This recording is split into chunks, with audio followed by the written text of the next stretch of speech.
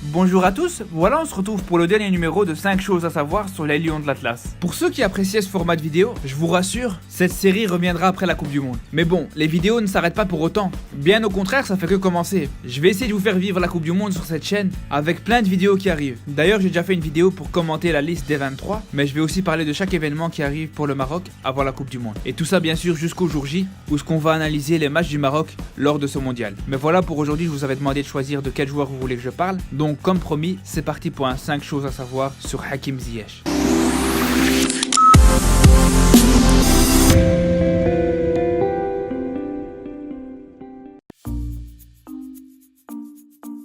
Le moins qu'on puisse dire, c'est qu'il a eu une enfance très difficile, avec ses frères qui se sont retrouvés en prison pour cambriolage, et aussi son père qui est mort quand il avait 10 ans. Le contexte familial, associé au quartier très chaud dans lequel il a grandi, l'ont malheureusement fait tourner vers la délinquance. Il a eu de nombreux problèmes avec la justice, pour possession de cocaïne, menace avec un couteau, ou encore insulte envers un policier. Heureusement, aujourd'hui il est sorti de tout ça, et même si la mort de son père l'affecte toujours autant, il l'exprime beaucoup plus sainement, en lui rendant hommage lorsqu'il marque un but, avec son index levé vers le ciel.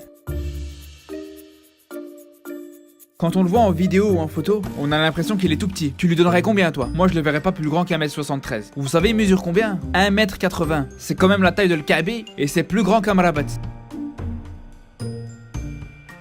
Tout le monde est au courant de l'altercation qu'il a eu avec Hervé Renard, mais peu de personnes connaissent la cause. Comme vous le savez, Renard accorde une grande importance à l'ambiance qu'il y a dans son groupe. C'est pour ça que lors d'un rassemblement, il a demandé à Ziyech de sympathiser un petit peu plus avec les joueurs francophones. Et c'est sa réponse qui a provoqué un conflit avec Renard, qui a arrêté de l'appeler avec le Maroc. Il lui a tout simplement répondu: moi je suis là pour jouer, je suis pas là pour parler. Arrivé à l'Ajax, il a littéralement explosé. Sur les 2 saisons qu'il a passées à Amsterdam, il a terminé 2 fois meilleur joueur du championnat et meilleur passeur. C'est un exploit qu'aucun autre Marocain n'a réalisé.